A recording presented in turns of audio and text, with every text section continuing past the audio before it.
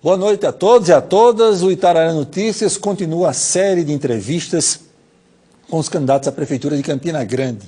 Hoje recebemos aqui o candidato Bruno Cunha Lima, da coligação Campina Rumo ao Futuro. Lembramos que a ordem das entrevistas foi definida previamente com os representantes das coligações e partidos que disputam as eleições municipais deste ano,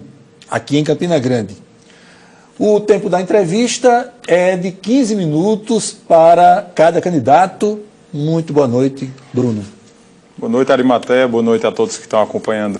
aqui a nossa TV Itararé. É um prazer estar aqui contigo na bancada. Vamos conversar e aí apresentar as nossas ideias. Em muitos momentos, os seus concorrentes têm dito que Campina está correndo o risco de ser entregue o seu comando administrativo a um candidato inexperiente, citando a sua pessoa. Que garantias a cidade pode ter noutra perspectiva? Primeiro, é justamente o sentido oposto. Quem talvez mais tenha experiência, apesar da pouca idade, sou eu. Tive a oportunidade de ser vereador, deputado estadual, fui candidato a deputado federal, embora não tenha sido eleito, mas fui o mais votado de Campina, fui secretário-chefe do governo municipal. Além de tudo, além da minha formação jurídica, como advogado, tenho também me preparado muito, conhecido outras realidades, outros exemplos de cidades que, através de gestão, têm dado certo, aqui na região Nordeste, no Centro-Sul do país, e a proposta é justamente a inversa. Tenho me preparado muito para viver essa oportunidade e, na verdade, eu enxergo isso, Arimatea, como uma crítica à juventude, ao fato de ser jovem.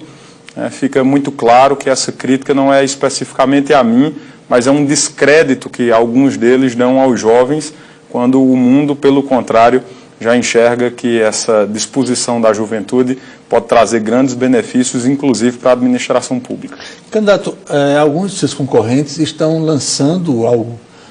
crivo do eleitorado propostas de renda mínima. O senhor pretende também avançar nessa perspectiva, ou qual juízo de valor tem em relação a essa proposta de renda mínima adicional por parte do governo municipal? Matéia, primeiro é preciso ter responsabilidade com as contas públicas e saber que as pessoas elas têm a devida noção de que os recursos públicos são finitos. Obviamente nós entendemos o momento de dificuldade que a cidade, que o país vivem, mas nós precisamos também ter responsabilidade com o eleitor, com o cidadão, para não sair prometendo à torto e à direito aí, promessas de fato eleitoreiras, como por exemplo há poucos dias eu vi uma promessa de complemento ao Renda Brasil. Como é que se complementa um programa que sequer existe? Precisa-se obviamente ter ações específicas, como por exemplo na segurança alimentar, já que a gente sabe que muitos pais e muitas mães de família perderam seus empregos, estão sem condições de levar a comida para a mesa de casa, sem condições de fazer sua feira. Nós precisamos ter ações que garantam a segurança alimentar, como um cartão alimentação que permita se comprar dentro da própria cidade, dentro dos nossos equipamentos aqui, restaurantes, nossos mercados, mas obviamente é necessário ter responsabilidade e não dá para sair prometendo sem que se tenha lastro orçamentário para isso. Um ponto que as pessoas podem confiar em mim. A base de todas as minhas propostas é a verdade, a sinceridade e aquilo que é real, que pode ser feito e que vai ajudar a melhorar a vida das pessoas de Campina. Nesse campo das promessas, os seus adversários apontam a questão do centro administrativo, uma promessa não materializada pelo governo atual e que entrou novamente no campo da promessa na sua proposta de campanha. Com uma diferença. O prédio onde vai funcionar o centro administrativo já está comprado pela prefeitura, comprado inclusive a Diocese de Campina Grande, um local estratégico, já com todas as ruas no entorno pavimentadas pela própria gestão do prefeito Romero, e aí é uma questão de dias para que isso possa ser implementado já na nossa gestão, sobretudo pelo fato de que o prédio demanda alguma reforma, mas comprado, adquirido, pago pela prefeitura, junto à Diocese de Campina Grande, a Igreja Católica foi quem vendeu o prédio do antigo Astro. Então essa não é uma promessa, é uma realidade que está em vias de execução. Outro objeto de crítica dos seus adversários, ao seu grupo político, é a questão da Feira Central, que não avançou em 8 anos a reforma e revitalização daquele espaço. A Feira Central ela precisa, sobretudo, de uma readequação, não necessariamente de grandes obras faraônicas, como nós vimos há alguns anos atrás, promessas que nós praticamente víamos ali como se fosse uma Europa, né? Obras faraônicas prometidas em maquetes digitais, mas que na prática nem havia projeto, nem havia recurso. E nós precisamos começar a fazer a adequação básica daquilo ali que começou a ser feita nesses últimos dias, quem frequenta a feira sabe, através das próprias vias e os próximos passos. Já estive reunido algumas vezes com os feirantes, com os comerciantes dali da região, para que a gente possa, num clima de harmonia, encontrar as soluções tanto para o mercado móvel, para a feira que de fato é móvel, quanto para o prédio do mercado, a partir da reforma, da ampliação, da reestruturação, que não foi possível agora nesses últimos meses, em razão de uma determinação do Tribunal de Contas do Estado, que pediu para que fossem suspensas todos os processos licitatórios que não envolvessem a Covid, que se centralizassem esforços administrativos na Covid, mas que, se Deus quiser, dentro de pouco tempo, pelo fato de haver recurso próprio na Prefeitura para executar essa readequação física dali, construção de bateria de banheiros, reforço em toda a estrutura física do mercado central, readequação do piso, dos boxes, das barracas também, para que a gente tenha um mercado convidativo para a presença das pessoas, inclusive com pautas, com agendas culturais, com a presença de outros ingredientes que não sejam apenas a feira mercadológica, a venda, compra e venda. Candidato, o que você achou da iniciativa do seu concorrente, Arthur Bolinha, de protocolar num cartório um compromisso de abrir mão de toda a remuneração dele como prefeito, se eventualmente eleito?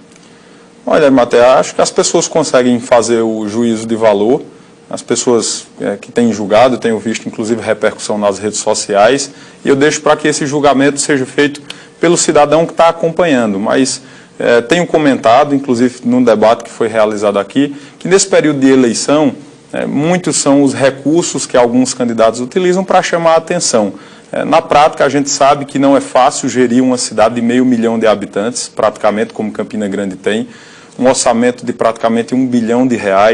que demanda muitos serviços, inclusive de moradores de cidades vizinhas ou não vizinhas, mas que demandam a cidade de Campina Grande, e não dá para se fazer proselitismo com um cargo tão importante quanto é o cargo de prefeito de Campina Grande, sobretudo entendendo que é um cargo que demanda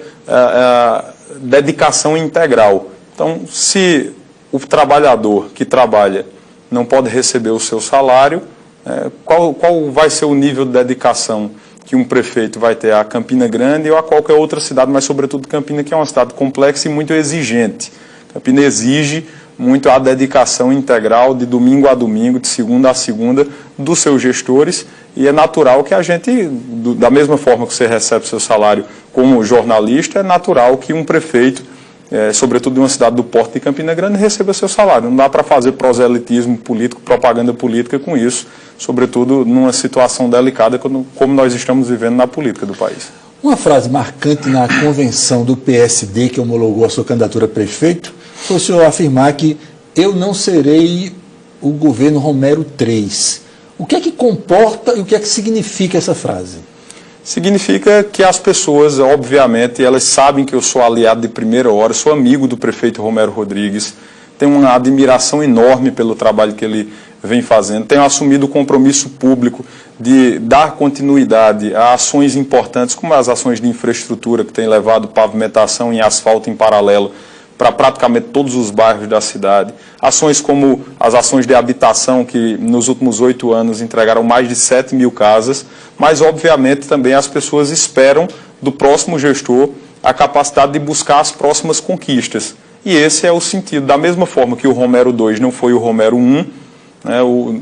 meu governo, se Deus quiser, vai ser um governo de preservação das conquistas importantes que nós tivemos nos últimos anos, a começar, por exemplo, do fato de Campinas ser hoje uma cidade limpa, organizada, com funcionários pagos dentro do mês trabalhado, uma cidade iluminada, uma cidade que vem se desenvolvendo, mas que também precisa resolver outras demandas, que precisa buscar os próximos passos, a exemplo desse momento de pós-pandemia, que nós temos duas responsabilidades muito grandes e essas serão as minhas duas maiores prioridades pelos próximos 4 anos, uma na geração de emprego, na criação de uma dinâmica econômica, de um ambiente de negócios mais favorável à geração de emprego, à formação da mão de obra de Campina Grande, dos trabalhadores, e, por outro lado, a qualificação e mais agilidade nos serviços de atenção básica de saúde, seja a atenção básica primária, ali no posto de saúde, a presença mais efetiva de médicos, quanto a atenção básica secundária, que tem sido, sobretudo em razão da pandemia, uma das áreas mais afetadas, como a realização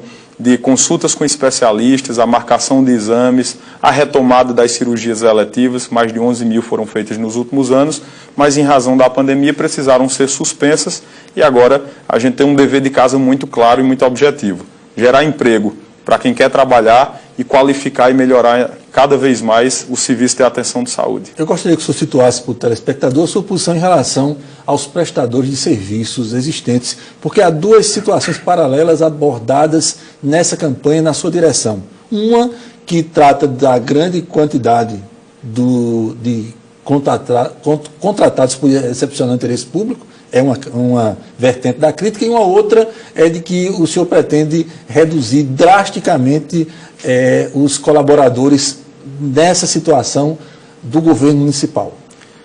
Primeiro, quero dizer a quem está nos assistindo que fica muito claro essa dicotomia. Uns falam por um lado, outros falam por outro, mas, na verdade, o que eu tenho enxergado é quase que uma inveja, a vontade de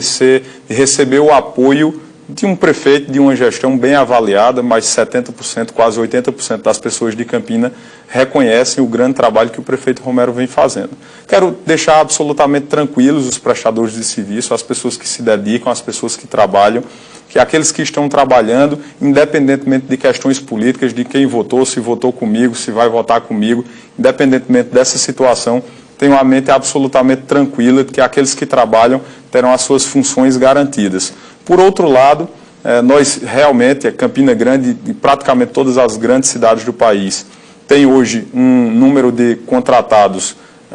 um pouco mais elevado, em razão do fato de nós termos uma necessidade de prestação de concurso público, de abertura de concurso, mas as contas públicas, e sobretudo em razão da Lei de Responsabilidade Fiscal, já que um efetivo ele demanda um pouco mais dos recursos públicos dos cofres que os contratados, essa solução será dada nos próximos anos através da realização de concursos públicos para que a gente possa migrar do modelo de contratados para o modelo de efetivos através da realização de concurso. Aqueles que estudam, que se dedicam, podem prestar concurso e serem efetivados no serviço público, como, por exemplo, o compromisso que assumi de convocar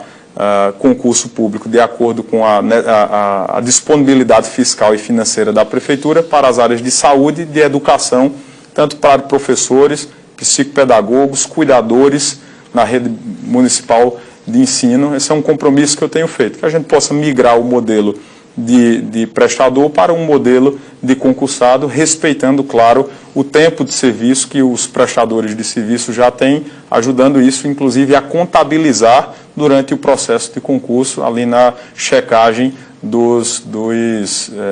valores e na prova de diplomas, para que isso possa contar positivamente para aqueles que já vêm desempenhando aquela função há muito tempo. Que garantia o senhor pode dar ao eleitorado de que a Secretaria de Educação não será um epicentro de inquéritos policiais no seu governo? Primeiro, a garantia de que a tolerância no nosso governo em relação à corrupção é tolerância zero. Além de reforçar a Controladoria Geral que foi criada, que tem hoje, inclusive, 2 auditores federais concursados de carreira à frente da Controladoria Geral do município, nós vamos criar o Gabinete de Integridade e Combate à Corrupção, diretamente vinculado ao gabinete do prefeito, ao meu gabinete,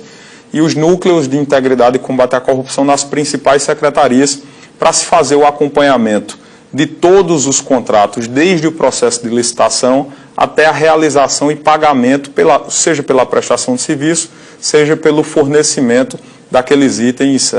contratuais. Então, a garantia que nós temos, que vocês podem ter, primeiro, como um homem temente a Deus e um homem honesto, é que a gente vai cortar o mal pela raiz. 30 segundos para as suas considerações finais. Eu quero agradecer a você, Arimatea Souza, a todos que estão acompanhando aqui a TV Itararé, aproveitar fazer esse pedido para que nos próximos dias, até o dia 15 de novembro, nós possamos nos engajar,